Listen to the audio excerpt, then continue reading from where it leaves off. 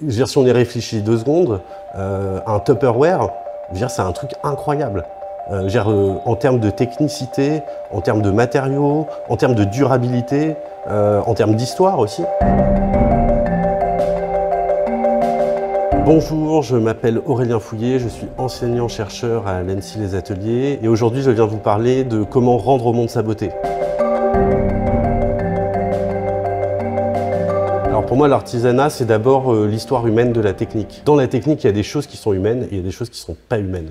On le voit d'ailleurs aujourd'hui avec les débats sur l'IA. L'artisanat a ceci de particulier que ça a toujours été un dialogue entre une pratique humaine, alors corporelle le plus souvent, mais moi je ne veux pas réduire l'artisanat à la main. Il y a tout un tas d'artisans aujourd'hui qui travaillent avec des fraiseuses numériques, des imprimantes 3D, des découpeuses laser, qui font du design paramétrique. Donc c'est plutôt, voilà, qu'est-ce qu'il y a d'humain dans la technique et comment ça nous permet de relire la technique comme non pas un outil de transformation du monde, mais vraiment comme quelque chose qui nous permet de toucher le monde.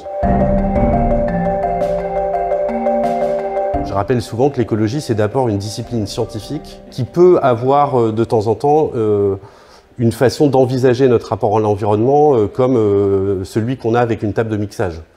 En disant, si on fait bouger les paramètres, après tout, on a réussi à le dérégler, pourquoi on n'arriverait pas à le régler? Une fois qu'on a dit ça, il y a effectivement tout un tas de façons d'envisager la transition écologique. Pour moi, c'est d'abord effectivement de retrouver une relation qu'on a un peu déconstruite entre nous et notre environnement. Et notre environnement, c'est pas nécessairement la nature, mais c'est en tout cas de retrouver une façon de valoriser les relations qu'on entretient avec les êtres et les choses qui nous entourent. Et c'est aussi bien les objets que les loups.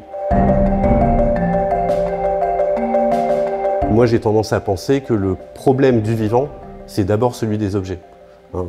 Aujourd'hui, on a des objets humains qui sont sortis du système solaire. C'est aussi une façon d'illustrer l'espèce de débordement un peu frénétique, fou quoi, de cette consommation et de cette fabrication d'objets, qui est corrélée à mon avis au fait que justement, on ne valorise pas la relation qu'on a avec eux. Il y a peut-être un moment dans l'histoire européenne, en tout cas, où ça s'est un peu cristallisé, c'est au moment où on a séparé les académies de dessin des corporations d'artisans, et où en fait on a créé cette scission entre discipline de conception et discipline de fabrication, et où c'est l'abstraction qui est venue en quelque sorte donner une forme au monde par l'intermédiaire de la technique. Mais la technique est devenue secondaire avec cette idée que finalement un objet qui est dessiné, dont on a fait le plan, c'est déjà un objet achevé.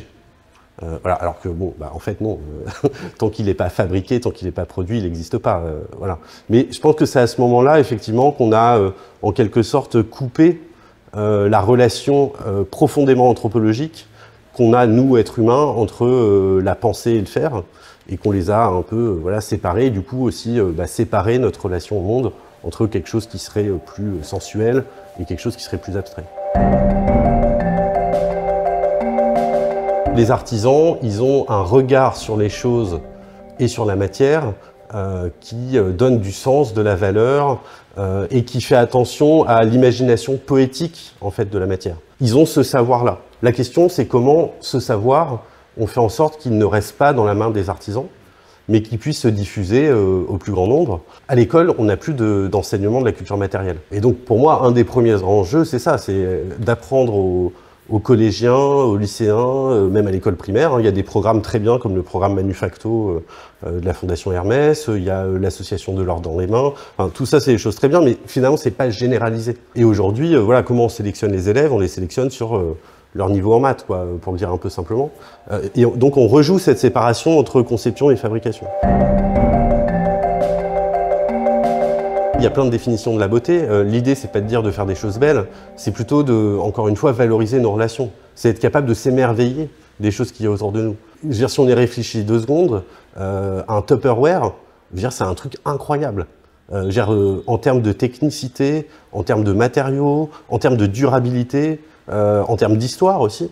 En fait, il y a du merveilleux dans des matières qu'aujourd'hui on dévalorise, mais on les dévalorise justement parce qu'on les a circonscrites à quelque chose qui finalement n'est pas dans ce qu'elles sont. C'est vraiment un regard qu'on porte sur elles.